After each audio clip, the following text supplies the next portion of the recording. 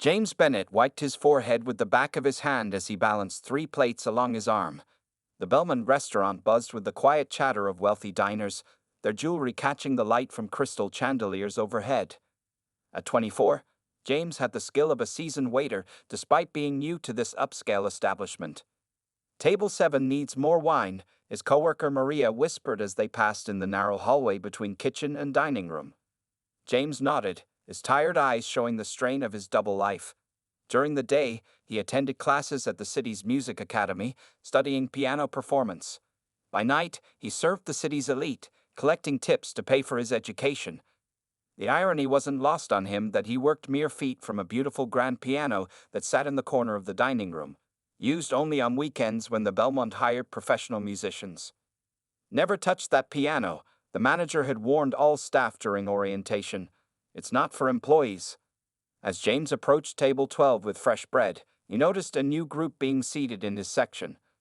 5 well-dressed women took their places around the table, their laughter a bit louder than the hushed tones of other guests. At the center sat Eleanor Whitfield, whose reputation preceded her. Staff often drew straws to avoid serving her table. "That's Eleanor Whitfield," Maria had told them during his first week. "Old money, big tipper, but only if everything is perfect. Otherwise, she can make your night hell."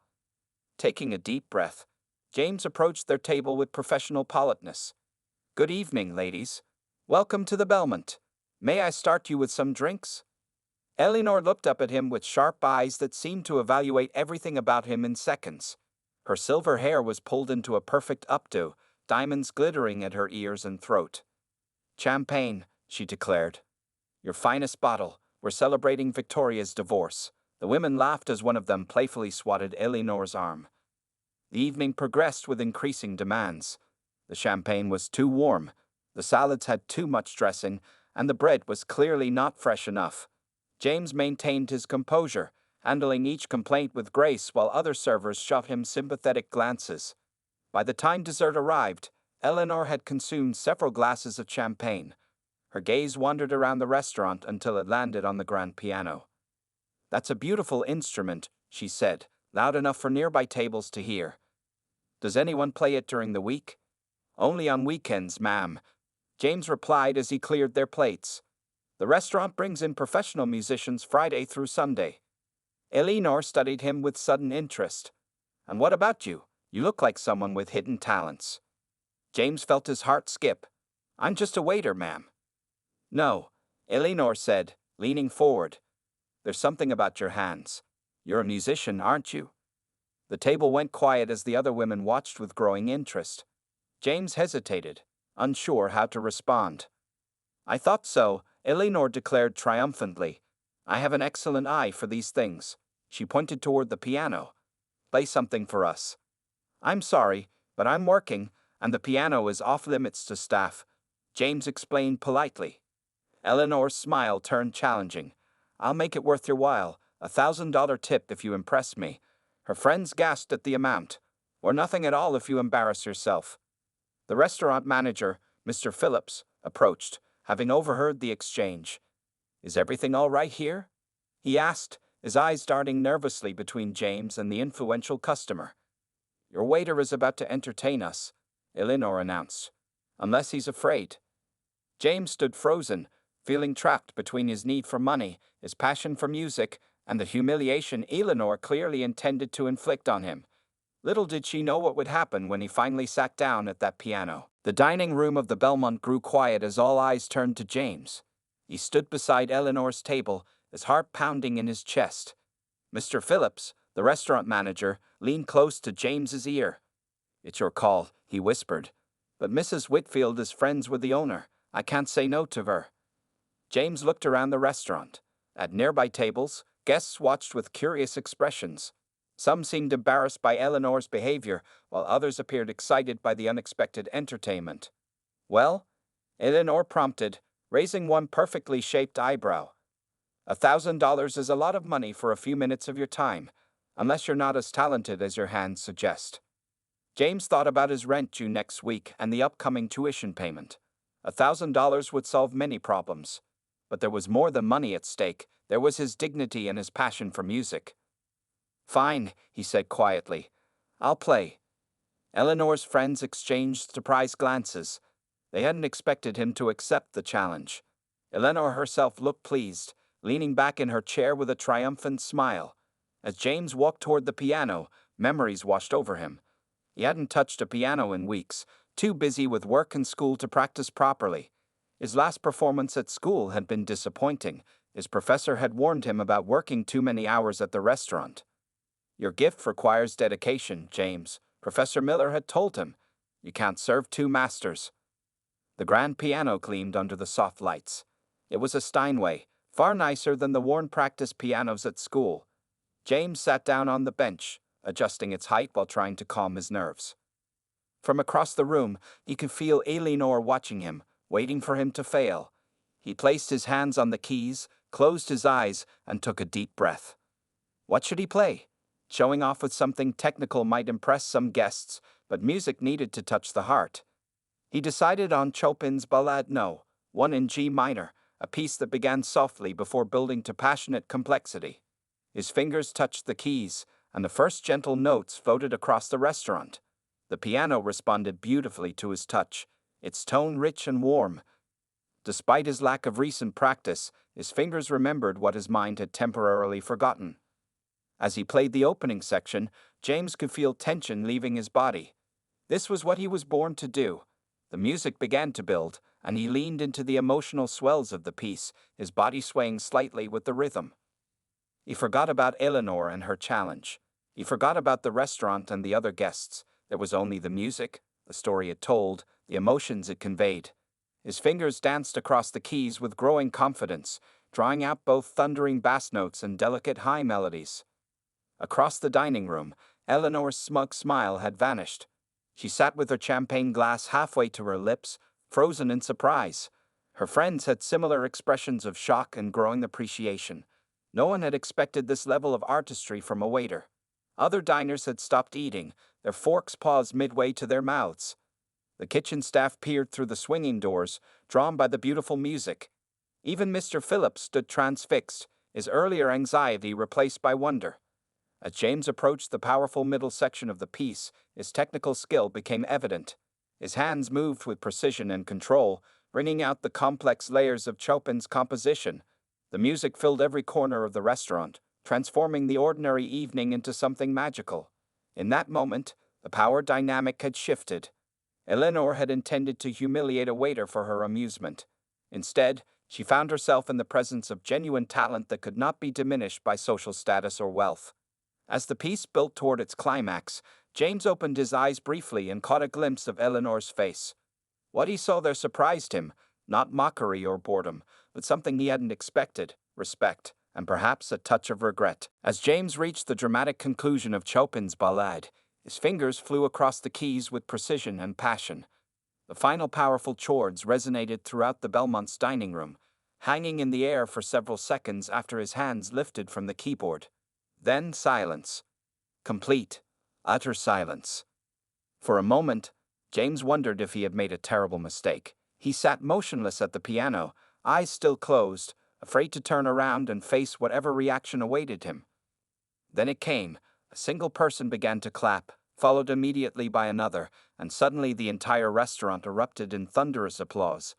People rose from their chairs, their faces showing genuine emotion. An elderly man wiped tears from his eyes. A young couple held hands, smiling at each other as they applauded.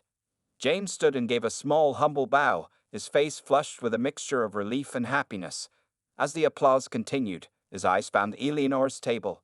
Eleanor Whitfield sat completely still, her hand covering her mouth. When she finally lowered it, James was surprised to see her composed expression had cracked. Her eyes were bright with unshed tears, her perfect makeup slightly smudged where she had touched her face. That was unexpected, she said, but her voice lacked its earlier sharpness. Her friend Victoria leaned toward her. Eleanor, you've gone quite pale. Are you all right? Eleanor didn't respond immediately. She seemed lost in thought, staring at James as he made his way back toward their table. The other diners continued to watch, curious about what would happen next in this unusual drama playing out before them.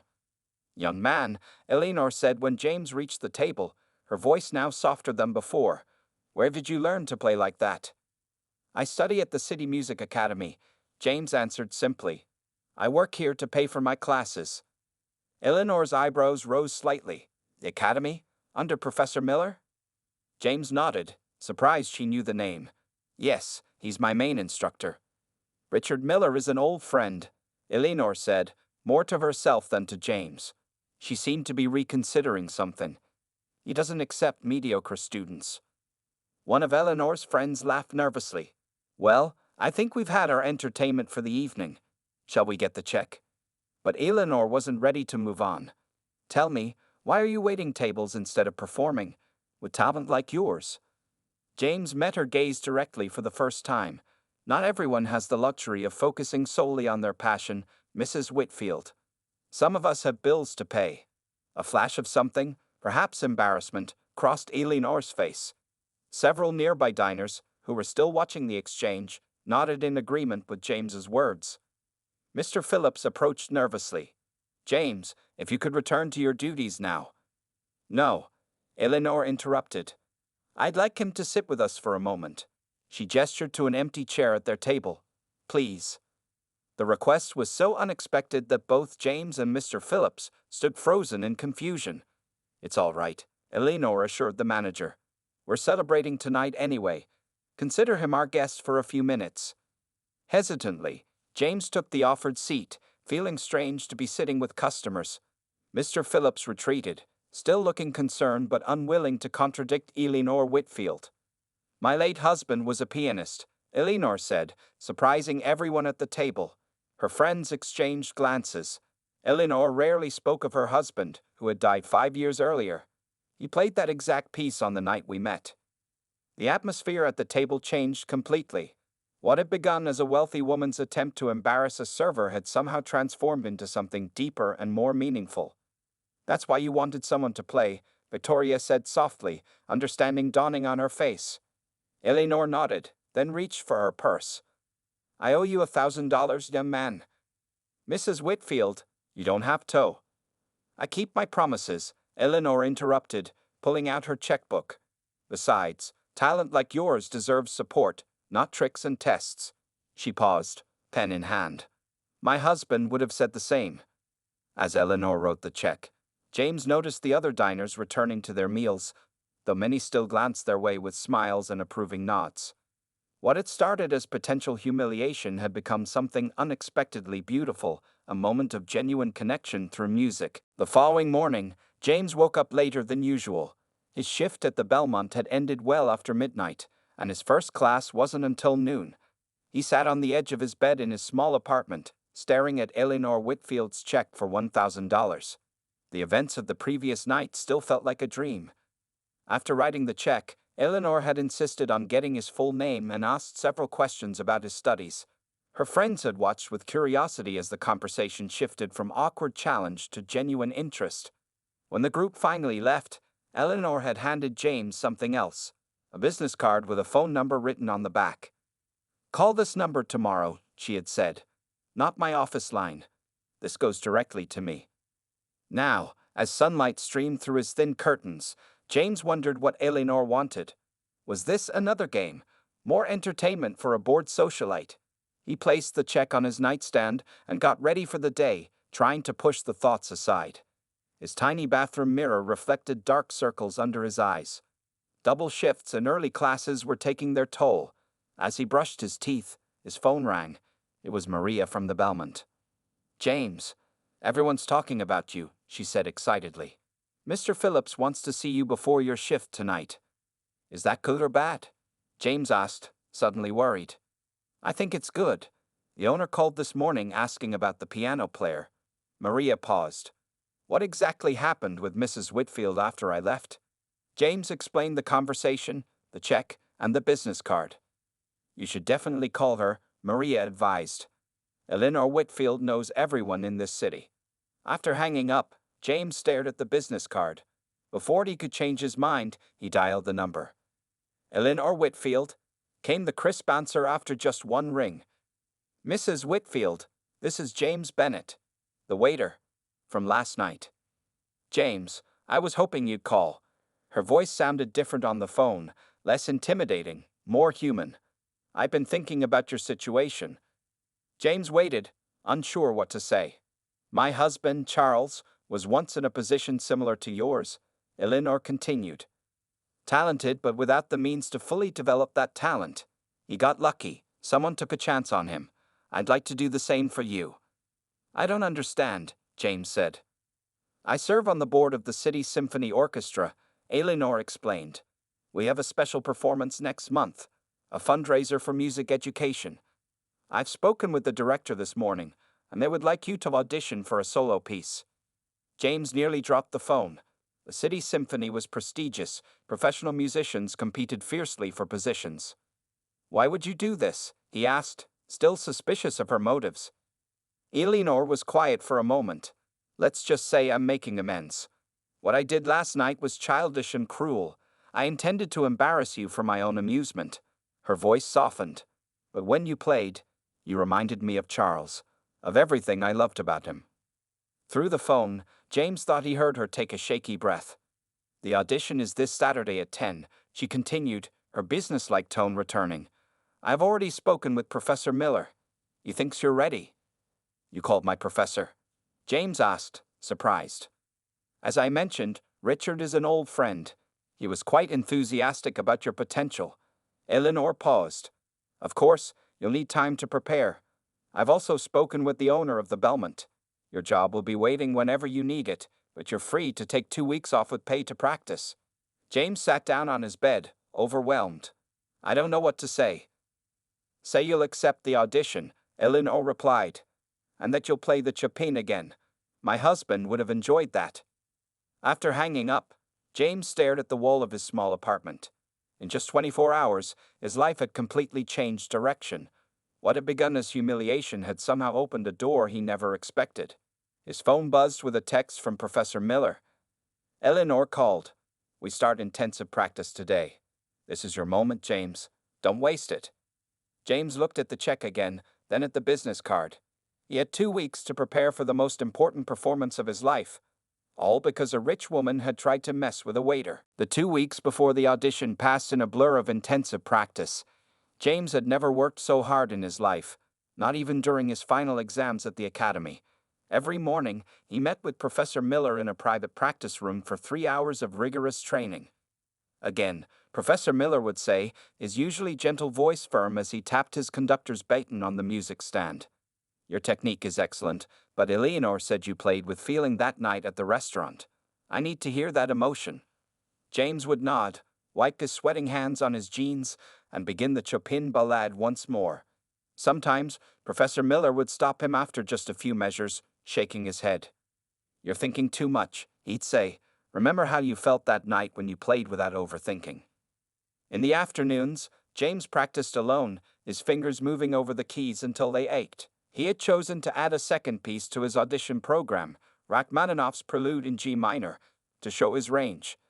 The technical challenges were significant, but James pushed through the difficulty, often practicing until the Academy security guard knocked on his door. Buildings closing in 10 minutes, Bennett, the guard would say, already familiar with James' late-night sessions. Each evening, exhausted but determined, James would collapse onto his bed, setting his alarm for early the next morning. Occasionally, his phone would buzz with a text from Eleanor, checking on his progress. Richard says you're working hard. Good. The director is looking forward to hearing you play. These brief messages added to the pressure James felt. Eleanor Whitfield had stuck her neck out for him, and he couldn't bear the thought of disappointing her. 5 days before the audition, disaster struck. James woke with a painful throbbing in his right wrist. He had pushed too hard, practiced too long without proper breaks. When he tried to play that morning, sharp pain shot up his arm. You have tendonitis, Professor Miller diagnosed, his face grim as he examined James's swollen wrist. No piano for at least 3 days. But the audition, James began, panic rising in his chest. Will be ruined permanently if you damage your hand beyond repair, Miller finished firmly. Ice, rest, and anti-inflammatory medication. No exceptions. James had no choice but to obey. He spent the next 3 days in agony, not from physical pain, but from the knowledge that his big chance was slipping away. He listened to recordings of his pieces constantly, visualizing his fingers moving over the keys, mentally practicing every phrase. He didn't tell Eleanor about his injury, too ashamed to admit his body had failed him at this crucial moment. On the evening of the third day, James received an unexpected visitor. The knock on his apartment door came just after 7 p.m. When he opened it, Eleanor Whitfield stood in the hallway, looking oddly out of place in the shabby building. "Mrs. Whitfield," James said, surprised. "How did you?"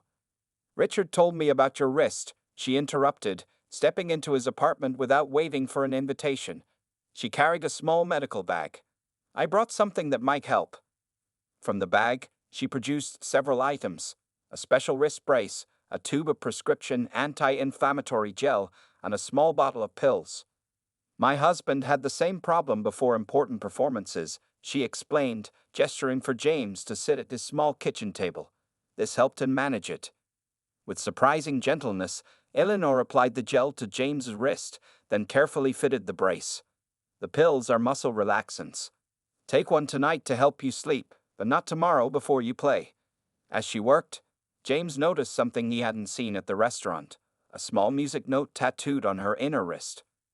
"Charles and I got matching tattoos on our 20th anniversary," she said, catching his glance. Music was his life, and mine too, in a way. When she finished, Eleanor stood to leave. At the door, she turned back. "The audition isn't just about skill, James. It's about resilience. Every musician faces setbacks." She gestured to his wrist. "Show them you can overcome this one." After she left, James carefully tested his wrist. The pain had subsided somewhat. For the first time in 3 days, he felt a glimmer of hope. Saturday morning arrived with pale sunlight filtering through James's window. He had slept poorly despite Eleanor's medication, his mind racing with worries about his wrist and the upcoming audition. He carefully removed the brace and flexed his fingers. The sharp pain had dulled to a manageable ache. "It will have to be enough," he muttered to himself as he got dressed in the one good suit he owned, purchased second-hand for school recitals. The City Symphony Hall stood in the center of downtown, its grand architecture intimidating even from the outside. James had attended performances here as a student, but had never imagined he would be auditioning on its famous stage. In the lobby, elegant marble columns rose to a high ceiling decorated with painted scenes of classical musicians. James checked in with the receptionist, who directed him to the waiting area backstage. "You're the last audition of the morning," she informed him. "Vanna will call you when they're ready." 3 other pianists waited in the small room, each lost in their own pre-performance routines. One woman paced back and forth, silently moving her fingers through passages of music. An older man sat with his eyes closed, breathing deeply. The third, a young man about James's age, stared anxiously at sheet music spread across his lap. None spoke to each other. The tension in the room was thick enough to touch. James found a corner chair and sat down, trying to calm his racing heart. He gently massaged his right wrist, wincing slightly at the lingering tenderness. From beyond the backstage area, he could hear the current audition in progress. Someone playing a complex Mozart sonata with impressive technical skill. One by one, the other pianists were called. Each time the backstage door opened, James caught glimpses of the performance hall. Hundreds of empty seats facing the grand piano on stage, and at the back, a table where several judges sat with notepads. Finally, the stage manager appeared. "James Bennett, they're ready for you." James stood, his legs surprisingly steady despite his nerves. As he stepped onto the stage, the brightness of the lights momentarily blinded him. When his vision cleared, he saw the magnificent concert grand piano waiting at center stage, far superior even to the one at the Belmont. "Mr. Bennett," called a voice from the shadowy back of the hall, "please introduce your selections." James stepped up to the microphone. "I'll be playing Chopin's Ballade No. 1 in G minor, followed by Rachmaninoff's Prelude in G minor." As he approached the piano, he noticed movement in the back row of the audience section. Eleanor Whitfield had slipped in quietly and taken a seat away from the judges. She gave him a small nod of encouragement. James sat at the piano and placed his hands on the keys. His right wrist protested with a dull throb, but he pushed the pain aside. He took a deep breath, then began to play. The first notes of the Chopin piece filled the concert hall, the superior acoustics carrying the sound perfectly. James closed his eyes, remembering how he had felt that night at the Belmont. The freedom of playing without expectations, the pure connection to the music. His fingers moved with certainty despite the pain. When he reached the technically challenging middle section, he found himself smiling through the difficulty. The music flowed through him naturally, every emotional nuance exactly as he intended. As the final notes of the Chopin faded, James paused only briefly before launching into the Rachmaninoff. The dramatic opening chords resonated powerfully in the concert hall. His right wrist was now screaming in pain, but James channeled the sensation into the intense emotion of the piece. When he finished, silence filled the hall for several long seconds. Then, from the back, a single person began to applaud. Eleanor was on her feet, her usual reserve completely abandoned. "We will be in touch with our decision by Wednesday," the head judge said, making a note on his clipboard. His face revealed nothing, maintaining the perfect poker expression of an experienced audition judge. James nodded and stood from the piano bench, careful not to grimace as pain shot through his wrist. He bowed slightly to the panel and walked off stage, his heart still pounding from the performance. In the hallway outside the audition room, Eleanor waited. She stood straight and elegant as always, but her eyes showed an unusual warmth. "How bad is the pain?" she asked quietly. "Manageable," James replied, though he was already mentally calculating how many hours of ice he would need to reduce the swelling. Eleanor studied his face. "You played beautifully. Better than at the restaurant, if that's possible. Thank you for coming," James said, "and for everything else." A small smile touched Eleanor's lips. "I have a car waiting. Let me drive you home." The sleek black town car felt completely out of place in James's neighborhood. As they pulled up to his apartment building, he felt suddenly embarrassed by the peeling paint and broken front step. "Would you like to come in for coffee?" he offered, not expecting her to accept. To his surprise, Eleanor nodded. "I would, actually." Inside his one-bedroom apartment, James scrambled to clear textbooks from his small kitchen table while Eleanor looked around with interest. His upright piano, old and slightly out of tune, stood against one wall. Music books filled a small bookshelf. Aside from these, the apartment was sparse, a student's dwelling with minimal furnishings. "My husband's first apartment looked similar," Eleanor remarked, running her finger along the piano. "Except his was messier." As James prepared coffee in the tiny kitchen, Eleanor settled into a chair. "The panel was impressed," she said. "I could tell." "I hope so," James replied, placing two mismatched mugs on the table. "But I'm trying not to get my hopes up too much." "Wise," Eleanor agreed. "But I've seen enough auditions to know when someone stands out." She sipped her coffee, then set it down carefully. "Either way, I have a proposition for you." James raised his eyebrows, waiting. "The Belmont has been looking for a regular pianist for their Thursday and Sunday evening dinner service. The pay is decent, especially with tips." She paused. "I've already spoken with the owner. The position is yours if you want it." James stared at her. "You're offering me a job playing piano at the restaurant where I wait tables?" Eleanor smiled. "I'm offering you a chance to get paid for your passion while you finish school. And yes, it happens to be at the same restaurant where you currently work." James was silent for a moment, considering the offer. It would mean fewer hours on his feet, doing what he loved, probably better pay. "Why are you helping me like this?" he finally asked. Eleanor's confident expression faltered slightly. She looked down at her coffee mug. "When my husband died 5 years ago, I lost my connection to music. It was too painful to listen to the pieces he loved, the ones we enjoyed together." She looked up at James. "When you played that night at the Belmont, it was the first time since Charles's death that I felt reconnected to that part of my life." She reached into her purse and pulled out an old photograph, a handsome man seated at a grand piano, his hands poised over the keys, his face showing the same concentration James felt when he played. "Charles would have liked you," she said softly. "He always said talent deserves a chance to grow." As James looked at the photograph, he understood that what had begun as a rich woman's attempt to humiliate a waiter had somehow transformed into something else entirely, a way for Eleanor to honor her husband's memory and perhaps heal her own grief. "I'd be honored to accept the position," James said sincerely. Eleanor nodded, her usual composure returning. "Good. You start next Thursday, and James?" She looked at him directly. Don't forget to ice that wrist. 6 months had passed since James's audition for the City Symphony. The crisp autumn air now carried hints of the coming winter as he walked through the doors of the Belmont, nodding to the hostess as he passed. He no longer wore a server's uniform, but instead dressed in a tailored suit that Eleanor had insisted on buying him for professional appearances. The grand piano waited for him in its special corner, polished to a high shine under the warm lighting. A small brass plaque had been added to its side, Nightly Performances by James Bennett. Guests now specifically requested tables near the piano, and reservations for his playing nights were booked weeks in advance. James settled onto the bench, flexing his fingers. His wrist had fully healed months ago, thanks to proper medical care and a revised practice schedule that Professor Miller had helped him develop.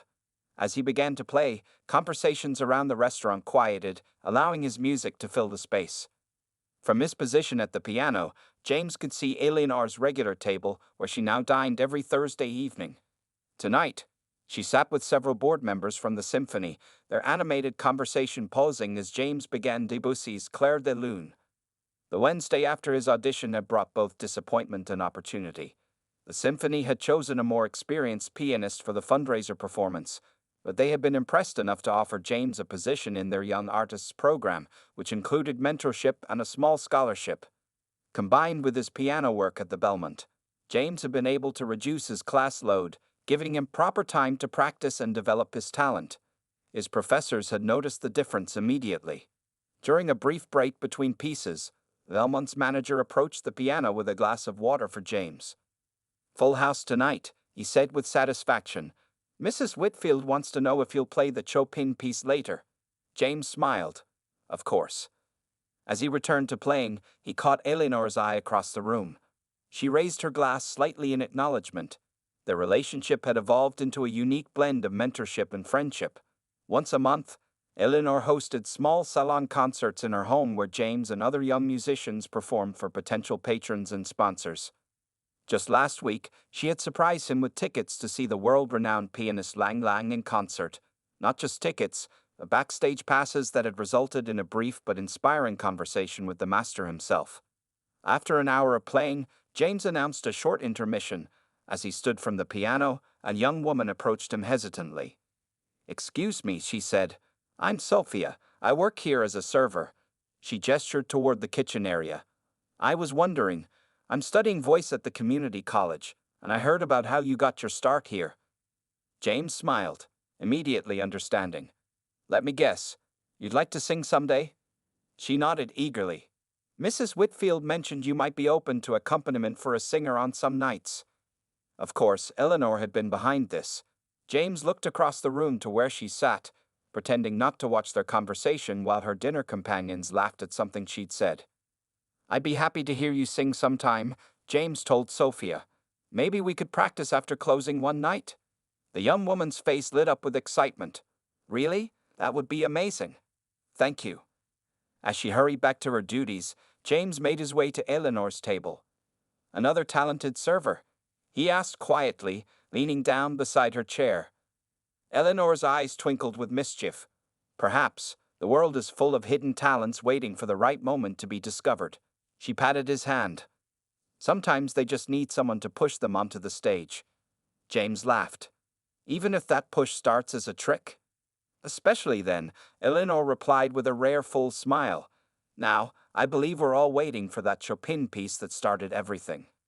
As James returned to the piano and began the familiar opening notes of Ballade No. 1, he reflected on how completely his life had changed from one unexpected performance.